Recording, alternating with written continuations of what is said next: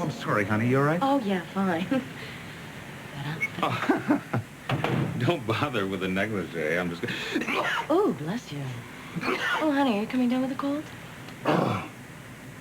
No, I think it's all these flowers. Well, you know what we should do? We should remove the flowers from the top bunk. Put them all in the bottom bunk. Oh, no, go away. I don't hear anything. Nope. No. Mr.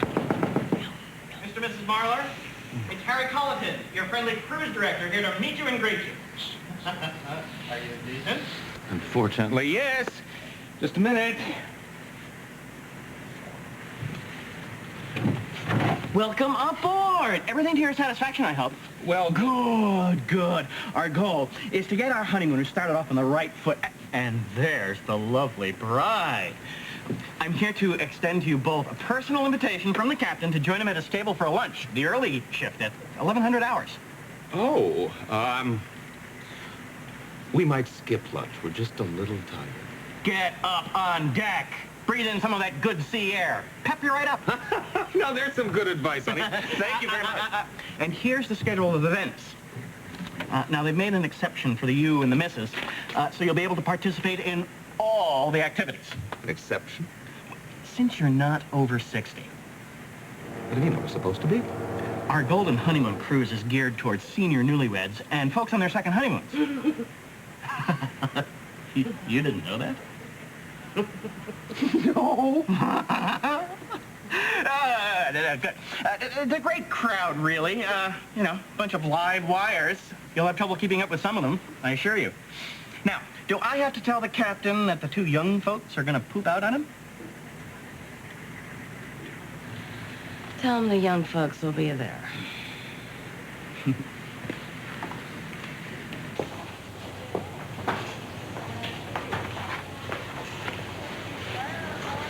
Hey, no, don't do that.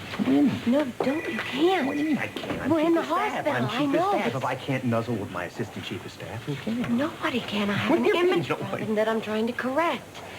Don't you understand? We can't nuzzle or cuddle or anything that's going to detract from my professional demeanor at the hospital, okay? Who says? Who's been giving you a hard time? Nobody's Come on. been giving me a hard time. It's just that, look, I want to, you know, I want to lift down a couple of things and get everybody to take me seriously. And since you're the chief of staff and all, you know, people talk. They say things. Yeah, that I'm one lucky chief. No, that I got my job because I'm sleeping with the boss. Well, you did. You were the best candidate around. The best candidate? Don't you see? If you don't take me seriously, how is anybody going to take me seriously?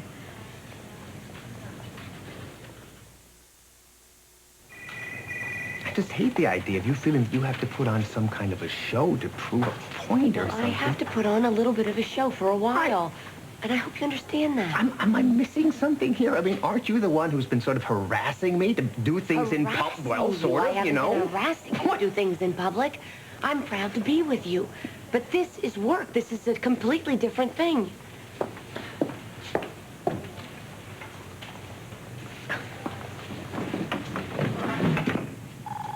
Do you think that maybe we're spending a little too much time wondering about what other people think of us and not enough time about what we want our lives to be, just you and me? Look, I just have a history that I'm trying to make people forget, that's all. Come here. Okay. What do you want from me, then, other than to keep my distance at work? I just want them to forget, you know? I just want them to forget sooner than later, that's all. And I need your help to do that. I want to give you my soul, and you want my help. Okay. You got it. Well, you mean, so that's okay then? You look at me like that, what am I going to say? No? You make me feel dumb. Sweetie, don't. Come on, I can be serious. Weren't you around when you used to call me Dr. Grouch behind my back? I got a long history of serious...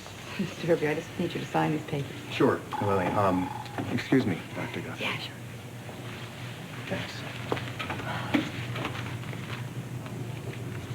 You know, Melinda Sue Lewis has plenty of people to fight her battles. I only have you, Fletch. I need you on my side. Alexandra, you're the smartest woman I know. No, make that probably one of the smartest people I've ever met in my entire life. Now, whenever you are faced with a crisis, What you do is you sit down and say, how can we find a solution to the problem? What can we do to work things out? But not here. You will not budge. What do you expect? Unconditional surrender? You want to ruin the marriage? I didn't start this one. It doesn't matter who started it. The important thing is that we end this. Bring an end to this intolerable affair so we can all get on with our lives. Why aren't you saying this to Mindy? Because you're my lover.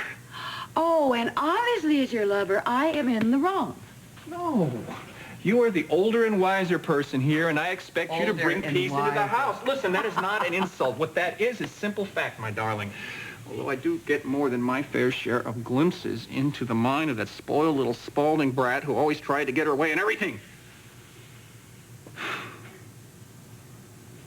Why are you doing this? What?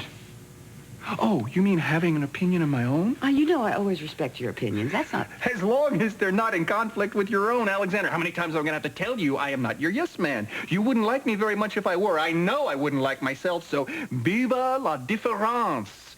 Now, I please have to go to work. Just keep in mind what I've told you. What, about being a spoiled brat? That, too. But besides that, grudges are bad for the digestion. So please, my darling, think lagoon. Think inner peace. Ciao, baby. Inner peace, my fat foot.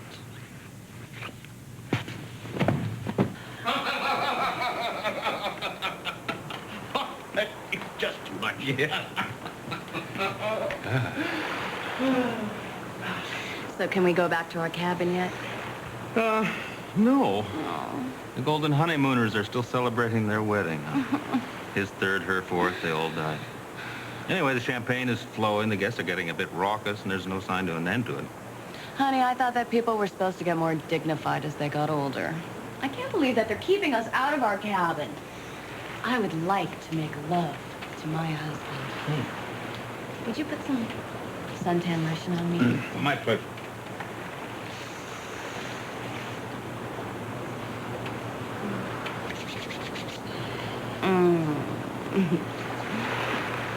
Oh, I love your hands. So what do you think of the captain? Oh, he seemed nice enough, even though he didn't say one word all during lunch. Who cares, as long as he keeps the boat afloat. I did like the couple who was sitting right next to us, the Van Duzens. That's because they kept calling you young fellow. That had something to do with it, yes. In fact, this golden cruise might not be so bad after all. Nobody has yet to tell me what a beautiful daughter I have. I kind of like the fact that your head's not swiveling around to check out the cute young things. Who, me? Well, when you think I'm not looking, yeah. Okay, your turn. Come on. I'm going to do you. All right.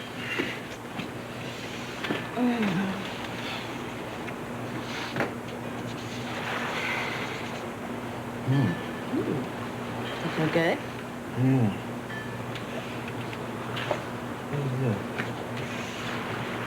Love in the sagebrush.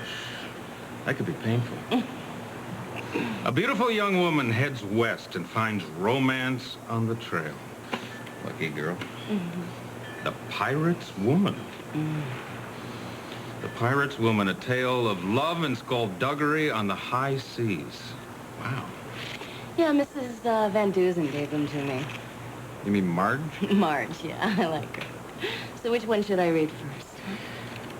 Well, honey, we're on a ship. I'd go with the pirate.